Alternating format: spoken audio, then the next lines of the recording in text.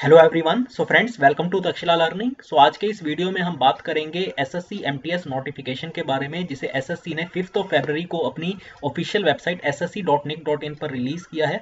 तो अगर आप इसकी प्रिपरेशन कर रहे हैं तो आप अप्लाई इसके लिए कर सकते हैं। रजिस्ट्रेशन इसका ऑलरेडी 5 फरवरी को ही स्टार्ट हो गया था। तो आज हम बात करेंगे इसके एग्जाम पैटर्न की, जो एसएससी एमटीएस का रहता है। इसके अलावा एलिजिबिलिटी क्राइटेरिया क्या होता है, टेंटेटिव एग्जाम डेट्स क्या है, इसकी फीस कितनी आपको पे करनी पड़ेगी अगर आप इसके लिए अप्लाई करना चाहते हो। तो ये सारी डिटेल्स आपको इस वीडियो में मिलेगी, तो इसे आप पूरा देखें। और अगर आप हमारे इस यूट्यूब चैनल को सब्सक्राइब कर लेंगे, नोटिफिकेशन बेल को प्रेस कर देंगे, तो जितने भी एसएससी के हमारे एग्जाम्स होते हैं, सीजीएल, सीएचएसएल, एमटीएस, सीपीओ, उससे रिलेटेड आपको स्टडी मटेरियल यानी क्वांट, रीजनिंग, इंग्लिश और जनरल अवेयरनेस सब्जेक्ट से रिलेटेड वीडियोस लगातार बेसिस पर यहाँ पर इस प्लेटफॉर्म पर मिलती रहेंगी। तो चलिए स्टार्ट करते हैं बिना टाइम वेस्ट किए। तो जैसे मैंने आपको देखिए बताया ही कि एसएससी ने इसे रिलीज कर दिया है, एसएससी एमटीएस नोटिफिकेशन को। तो आप इस वेबसाइट पे जा सकते हैं ssc.nic.in, और 5 फरवरी से इसका रजिस्ट्रेशन स्टार्ट हो चुका है। तो आप इसके लिए जरूर अप्लाई करें। चाहे आप देखिए सीजीएल के भी एस्पायरेंट है, इससे कि आपकी एक प्रैक्टिस भी हो जाएगी, और ऑब्वियसली बात है अगर आप सीजीएल के लिए एलिजिबल है तो एमटीएस के लिए तो होंगे ही होंगे। ठीक है, सो आप ज़रूर इसके लिए अप्लाई करें। और ये देखिए नेशनल लेवल का एग्ज़ाम है, आपको पता ही है। तो अगर आप किसी भी स्टेट में रहते हैं तो आपको डेफिनेटली अपने आसपास जो है एग्ज़ाम सेंटर इसका मिल जाएगा। जो बड़ी सिटीज़ होती है वो वहाँ पे एग्ज़ाम इसका रहता है, कंडक्ट किया जाता है। ठीक है, और जितनी भी हमारी ग्रुप सी की नॉन गेजेटेड पोस्ट है, ठीक है, इन वेरियस मिनिस्ट्रीज डिपार्टमेंट्स, जो है इसके थ्रू ये पोस्ट को फिल किया जाता है एसएससी एमटीएस एग्जाम में। ठीक है, और इसका क्या ग्रेड पे आप देख सकते हैं यहाँ पे। तो आज की इस वीडियो में हम इसी पर बात करेंगे। इसकी important details like eligibility criteria, exam dates, pattern, fees, सब आपको इस डिटेल वीडियोस में मिलेगी। ठीक है, चलिए तो इंपॉर्टेंट डेट्स पे देखिए। सबसे पहले ऑनलाइन रजिस्ट्रेशन कब से इसका स्टार्ट हो गया, मैंने आपको बताया 5 फरवरी से ही हो चुका है। तो आप देखिए लास्ट डेट तक बिल्कुल भी वेट ना करें, क्योंकि आपको पहले तो मैं आपको बता देता हूँ इसकी लास्ट डेट क्या है, 21 मार्च। ठीक है, अप टू 11:30 PM। लेकिन मैं आपको दोबारा बता दूं कि आखिरी टाइम पे इनकी वेबसाइट में कई कई बार ऐसा देखा गया कि सर्वर इशू हो जाता है, ठीक है, हैवी ट्रैफिक की वजह से। तो इसलिए आप लास्ट डेट तक वेट ना करें। अगर आपको अप्लाई करना है तो देखिए आज ही कर ले चाहे, ठीक है ना। लास्ट डेट तक बिल्कुल भी इसका वेट ना करें, क्योंकि आखिरी 8-10 दिन में आप देखेंगे इनकी वेबसाइट्स में कई बार आपको इशू देखने को मिलेगा। और ऑनलाइन फी पेमेंट की अगर हम बात करें, देखिए आप 21 मार्च तक अप्लाई कर सकते हैं। लेकिन अगर आपने अप्लाई कर दिया लेकिन अभी फीस पे नहीं करी, तो फीस आप इसके लिए आपको 2 दिन और टाइम मिल जाता है। 23 मार्च तक आप इसकी फीस पे कर सकते हैं, अप टू 11:30 PM। ठीक है, अगर आप चलान के थ्रू पेमेंट करना चाहते हैं बैंक में जाके, तो उसका जनरेट करने की जो आखिरी डेट है चलान जनरेट करने की, वो है 25 मार्च अप टू 11:30 PM। और पे करने की, क्योंकि इसे आप देखो बैंक में ही आपको इसे पे करना होता है, तो वर्किंग आवर्स तक आप पे कर पाएंगे 29 तक। बट देखिए मैं रेकमेंड यही करूंगा कि आप इसे ऑनलाइन ही पे कर दें, ताकि ऑनलाइन आपका उसी टाइम रजिस्ट्रेशन हो जाएगा। ठीक है, क्योंकि चलान वगैरह ठीक है, अगर आप चाहें तो बैंक से जाके चलान भी के थ्रू भी पेमेंट कर सकते हैं। लेकिन अगर आपके पास डेबिट कार्ड है, इंटरनेट बैंकिंग है, तो आप कोशिश करें ऑनलाइन ही जो है इसकी पेमेंट कर दें। ठीक है, और टेंटेटिव डेट्स बहुत इंपॉर्टेंट है, इसे आप नोट डाउन कर लें। जिसका पहला एग्जाम होना है टियर 1 का, ठीक है ना, उसकी जो डेट्स है वो है 1/7/2021 से लेके 20/7/2021 के बीच में। ठीक है, तो इसे आप पहले नोट डाउन कर लें। तो 1 जुलाई से लेके 20 जुलाई तक के बीच में इसका टियर 1 एग्जाम होना है। और टियर 2 जो कि डिस्क्रिप्टिव होता है, उसकी जो टेंटेटिव डेट है वो क्या है, 21 नवंबर। तो आपको काफी इसमें टाइम भी मिल जाएगा। ठीक है, तो इस बीच में सबसे पहले इसका रिजल्ट जब डिक्लेयर होगा टियर 1 का, अगर आप क्वालिफाई करते हैं तो डेफिनेटली आप फिर उसके बाद डिस्क्रिप्टिव की के लिए एलिजिबल हो जाएंगे। और ठीक है, बट मेन चीज आप देखिए सारी डेट्स को नोट डाउन कर लें। इसका रजिस्ट्रेशन ऑलरेडी मैंने आपको बताया 5 फरवरी से स्टार्ट हो चुका है। लास्ट डेट है 21 मार्च। लेकिन एक बार मैं फिर यही कहूंगा कि लास्ट डेट तक इसका वेट ना करें। कोशिश करें कि फरवरी मंथ के अंदर ही, अभी आपका बहुत डेट्स बची हुई हैं, तो फरवरी मंथ में आप इसके लिए अप्लाई कर लें। ठीक है, लेकिन फिर भी आपको बता दूं, फी पेमेंट के लिए आपके पास 23 तारीख तक की डेट है, आपको 2 दिन और मिलता है। ठीक है, चलान के थ्रू अगर आप पेमेंट करना चाहते हैं तो 25 मार्च तक है। उसकी पेमेंट के लिए जो बैंक में जाके आपको चलान फिल करना होता है, जनरेट आप 25 तक कर सकते हैं, और उसको पे आप बैंक में 29 मार्च तक कर सकते हैं। टियर 1 की जो एग्जाम डेट है वो 1 जुलाई से लेकर 20 जुलाई के बीच में अभी तक टेंटेटिव डेट्स, अगर सब कुछ सही रहता है तो इसके बीच में आपका एग्जाम हो जाएगा। और टियर 2 का जो है डिस्क्रिप्टिव उसका है 21 नवंबर। ठीक है, अगर इसके एलिजिबिलिटी क्राइटेरिया की बात करें तो देखिए इसमें 2 चीजें होती है, एक आपकी एज लिमिट और दूसरा है एजुकेशनल क्वालिफिकेशन। तो देखिए अगर आप एसएससी एमटीएस के लिए अप्लाई करना चाहते हो तो इसमें एज लिमिट की जहां तक बात है, तो देखिए जो इसमें कट ऑफ डेट रहती है, मतलब 1/1/2021 पे आपकी डेट जो एज है वो 18 to 25 ईयर्स के बीच में होनी चाहिए। ठीक है, और कुछ पोस्ट के लिए जो एज है 27 ईयर्स भी है। तो इसे आप ध्यान से नोट डाउन कर लें। एज लिमिट जो है आपकी 1/1/2021 को 18 to 25 ईयर्स के बीच में होनी चाहिए, और कुछ पोस्ट के लिए जो ये एज है वो 27 ईयर्स तक भी होती है।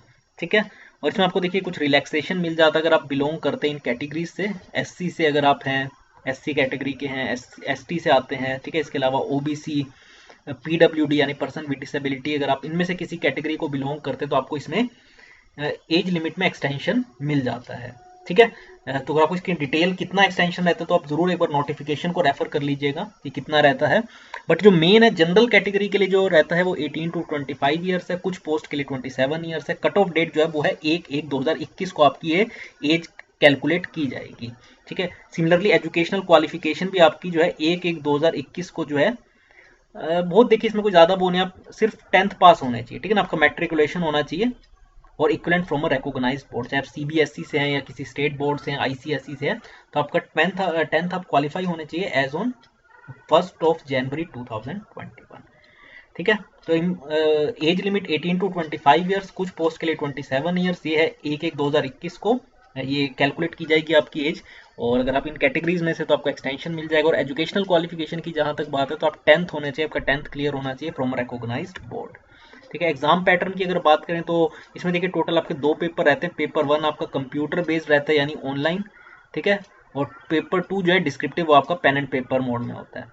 यहाँ पे आपको ऐसे लेटर राइटिंग के लिए रहता है। तो जहां तक देखिए इसका पेपर 1 की अगर पैटर्न की बात करें तो इसमें आपके देखिए टोटल 4 सेक्शंस होते हैं, जिसमें टोटल आपके 100 क्वेश्चंस आते हैं, 100 मार्क्स के, यानी हर क्वेश्चन आपका एक एक नंबर का रहेगा, जिसमें के लिए आपको 90 मिनट्स का टाइम मिलेगा। तो देखिए टाइम मोर देन एनफ है, आप इजीली इसके क्वेश्चन सारे आपको अटेम्प्ट करने का टाइम मिलेगा, क्योंकि एसएससी में क्या होता है आपको 100 क्वेश्चंस के लिए 60 मिनट्स का टाइम मिलता है। तो वही 100 क्वेश्चंस जो कि देखिए सीजीएल का पेपर ऑब्वियसली बात है एमटीएस से मुश्किल ही रहेगा, क्योंकि जो सीजीएल में आपकी जो एजुकेशनल क्वालिफिकेशन रिक्वायर्ड होती है वो ग्रेजुएशन होती है, इसमें आपका 10th है।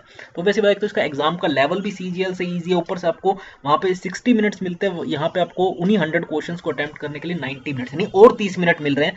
तो वैसी बात आपके पास आराम से टाइम रहेगा कि आप सारे क्वेश्चन को टाइम दे पाएं। ठीक है, अभी आप पे अगर आपका क्वांट स्ट्रॉन्ग है, रीजनिंग स्ट्रॉन्ग है, ठीक है, इसके अलावा अगर आपने अच्छे तरीके से जीए के सारे टॉपिक्स को स्टडी किया है, इंग्लिश अगर आपकी अच्छी है तो आप सारे क्वेश्चंस को इजीली टाइम देके सॉल्व कर पाएंगे। ठीक है, फिर एक्यूरेसी तो बहुत मैटर करती है, क्योंकि इसमें आपकी नेगेटिव मार्किंग भी है, वो मैं आपके साथ आगे डिस्कस करूंगा। तो 25 क्वेश्चंस आपके इंग्लिश के रहेंगे 25 मार्क्स के, वैसे 25 क्वेश्चंस रीजनिंग के, ठीक है, वैसे 25 क्वेश्चंस क्वांट के, और 25 क्वेश्चंस जनरल अवेयरनेस या जनरल साइंस में कह सकता हूँ। ठीक है, तो 25 क्वेश्चंस इन चारों ही सेक्शंस के रहते हैं, इंग्लिश, रीजनिंग, क्वांट और जनरल अवेयरनेस। तो इसके लिए टाइम मैंने आपको बताया आपको 90 मिनट्स का मिलता है, और 120 मिनट्स जो देखिए स्क्राइब वगैरह के लिए ऑप्ट करते हैं, ठीक है, तो उनको 120 मिनट्स का टाइम मिलता है। लेकिन वैसे जनरली आपको जो है 90 मिनट्स का मिलेगा, यानी 1.5 आवर। ठीक है, नेगेटिव मार्किंग के बारे में मैंने आपको बताया 0.25 मार्क्स रहता है, तो इसलिए आपको ध्यान रखना है कि ऐसा नहीं कि आप सिंपली तुक्के मारते रहें, क्योंकि आपकी इसमें नेगेटिव मार्किंग भी रहती है। अगर आप इसे क्वालिफाई कर लेते हैं तो आपको दूसरा जो डिस्क्रिप्टिव रहता है पेन एंड पेपर मोड में जो कंडक्ट किया जाता है, उसमें आपका देखिए 50 मार्क्स का रहता है, जिसके लिए आपको 30 मिनट्स का टाइम मिलता है। ठीक है, जिसमें आपका 40 मिनट्स अगेन अगर आप स्क्राइब वगैरह आपने ऑप्ट किया हुआ है, स्क्राइब के लिए अगर आप एलिजिबल है तो 40 मिनट्स, अदरवाइज नॉर्मली आपको 30 मिनट्स का टाइम मिलता है। 50 मार्क्स का पेपर रहता है, जिसमें आपको देखिए छोटा सा एस्से लिखने को कहा जा सकता है, लेटर आ सकता है लिखने को इन इंग्लिश और in any language included in the 8th schedule of the constitution. तो आप पे मर्जी आप किस लैंग्वेज में लिखना चाहते हैं, जो आपके अगर जो लैंग्वेजेस 8th शेड्यूल के अंदर मेंशन्ड है उसमें आप इस एस्से या लेटर को लिख सकते हैं। ठीक है, जो टीयर 2 है जिसमें आपको बताया डिस्क्रिप्टिव है, जिसमें आपको एस्से, इसके अलावा प्रेसाइज भी आ सकता है, जहाँ पे आपको एक बड़े से पैराग्राफ को समरी की फॉर्म में लिखना होता है, लेटर, एप्लीकेशन, ये सारी चीज़ें इसमें इंक्लूडेड है इसके सिलेबस में। और इसका 50 मार्क्स का है, मैंने आपको बताया ही। ठीक है, जो एंटायर पेपर है वो आपको 30 मिनट्स का टाइम मिलेगा। लेकिन जो इंपॉर्टेंट चीज़ है कि ये क्वालिफाइंग होता है इन नेचर, यानी इसके मार्क्स आपके फाइनल मेरिट लिस्ट में ऐड नहीं होते। जब मेरिट लिस्ट बनेगी तो इसके मार्क्स आपके ऐड नहीं होंगे, इसको सिर्फ आपको क्वालिफाई करना है। तो इसका मतलब आपका जो पूरी लिस्ट बनेगी मेरिट लिस्ट, इस एग्जाम जो टीयर 1 होता है पेपर 1, इसके बेसिस पर मिलेगी। तो इसकी इंपॉर्टेंस आप समझ सकते हैं। तो आपको कोशिश करने की इस 100 में से ज़्यादा से ज़्यादा क्वेश्चन को आप करेक्टली सोल्व करें। ठीक है, इसमें आपकी नॉर्मलाइजेशन भी रहता है, तो आपके थोड़े बहुत मार्क्स जो है शिफ्ट वाइज, अगर आपकी शिफ्ट मुश्किल है तो थोड़े से आपके मार्क्स ऐड भी हो सकते हैं, बढ़ सकते हैं। ठीक है ना, बट आपको देखिए मैक्सिमम से मैक्सिमम क्वेश्चंस को सोल्व करना है। टाइम आपके पास बहुत है, 90 मिनट्स मैं कह सकता हूँ, तो टाइम का कोई इशू नहीं रहने वाला। बस ये कि आप अच्छे तरीके से जो है चाहे इंग्लिश में अगर मैं बात करूँ तो ग्रामर के सारे जितने भी टॉपिक्स आते हैं, जैसे नाउन, प्रोनाउन, वर्ब, एडजेक्टिव, ठीक है ना, एडवर्ब, सबके आपको रूल्स अच्छे तरीके से आने चाहिए। आपकी रीडिंग कॉम्प्रिहेंशन स्किल्स अच्छी होनी चाहिए। साइनोनिम, एंटोनिम्स जो है आप अभी से इसकी प्रिपरेशन कर लें, स्टार्ट कर दें।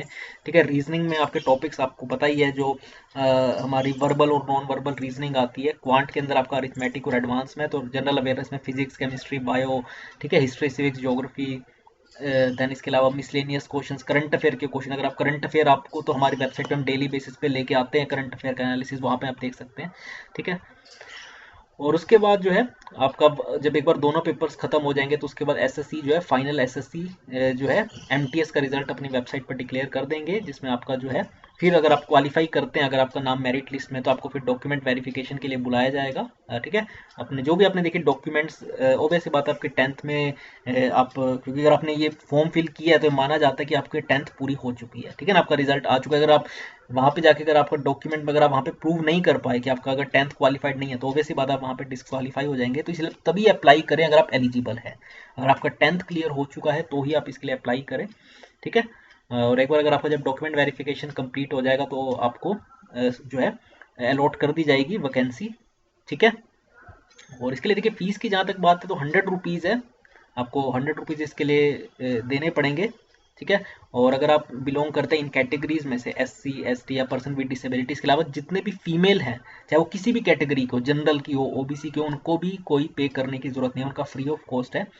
सिर्फ जो हमारे मेल कैंडिडेट्स हैं जो जनरल कैटेगरी से आते हैं, OBC से आते हैं या EWS कैटेगरी से है, तो उनको 100 रुपीज़ इसके लिए पे करने होंगे, जो कि आप चाहे जैसे आपको बताया चालान के थ्रू आप दे सकते हैं, net banking, credit, debit card, इन सब सारे ऑप्शंस आपके पास रहते हैं। तो मैंने आपको कहा भी है, रेकमेंड यही किया कि आप ऑनलाइन ही इसकी पे कर दें।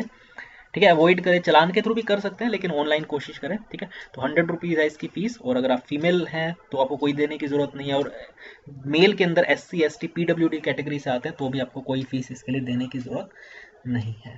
ठीक है, तो ये थी कुछ important details SSC MTS notification से रिलेटेड।